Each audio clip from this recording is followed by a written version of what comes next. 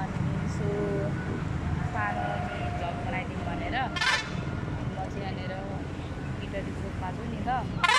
के छ हो तपाईँहरूको खबर, तिहार कस्तो लाग्दैछ?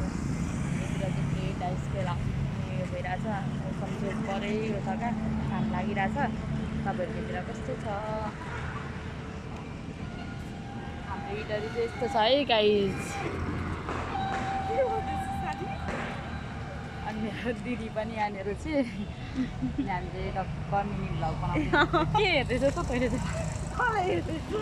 हामी चाहिँ तिहारको सपिङ गर्न निस्केको थियौँ नि। नमस्ते। हो क्या, जाँदै जाँदै गर्दाखेरि हामीलाई घाम पनि भइरहेछ, काम पनि आइरहेछ। अनि के हामी चाहिँ टक्क हिँड्दैछौँ। अब सफारी चढ्ने कुरो आइरहेछ। हाम्रो इटरमा यस्तो छ। म चाहिँ यहाँनिर खाजा पुगेर हिँड्ने चाहिँ मेरो बाबुलाई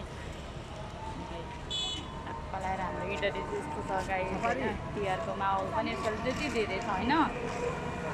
अनि तपाईँहरूतिर कस्तो छ? हाम्रो सानो मिनी भ्लग युट्युब च्यानल पनि सब्सक्राइब।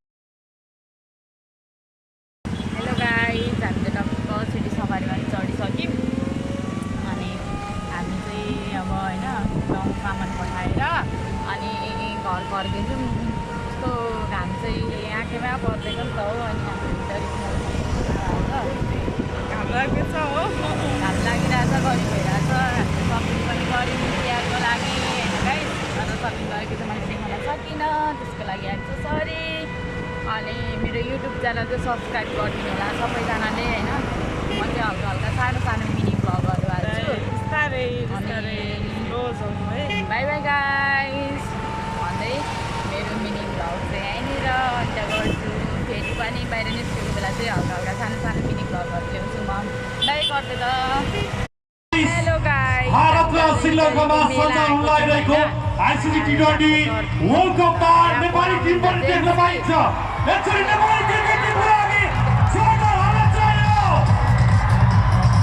र अब भने ढिला नगरिकन हामी हाम्रो आजको मुख्य आकर्षण भन्दा पनि यहाँ केही सेटअपहरू रहेछ है। अनि त्योभन्दा अगाडि फेरि पनि हामीलाई यस महोत्सव लगाउनको लागि विभिन्न सङ्घ संस्था र व्यक्तिहरूले सहयोग गरिदिनु भएको छ।